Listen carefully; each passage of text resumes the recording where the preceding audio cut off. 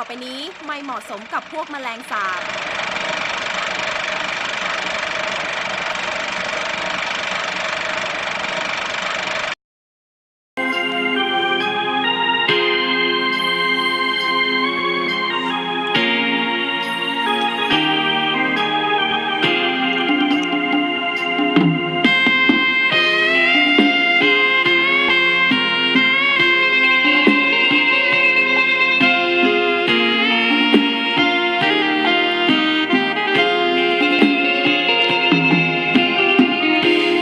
สร้อย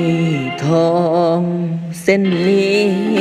เก็บเงิน3 ปีจึงได้ซื้อมาเก็บไว้เพื่อเป็นของมันผู้สาวฮอดวันสัญญาลางานกลับมาบ้านเฮาน้ำตาพังยาว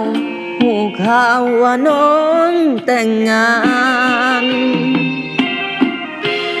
หัวใจสถานไอมาบ่ทันใจเจ้าสัญญาหักเฮาจบตอนน้องเข้าภาควันไอกลืนน้ำตาเข้ามาเป็นแขกช่วยงานสร้อยที่เตรียมมันออกมาเป็นของขวัญแทนใจหากบ่กล้าใส่เก็บไว้ให้ลูกเด้อล่ะบัดเขาใหญ่มาบอกว่าคุณลุงมอบให้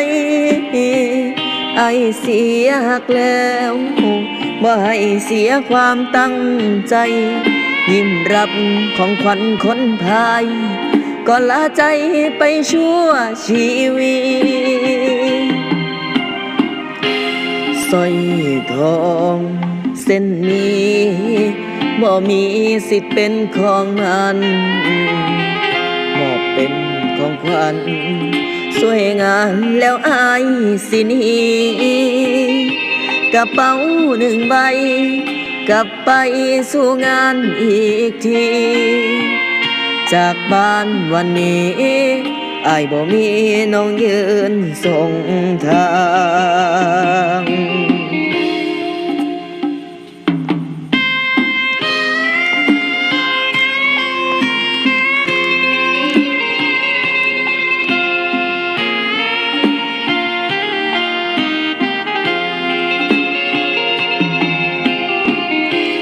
สร้อย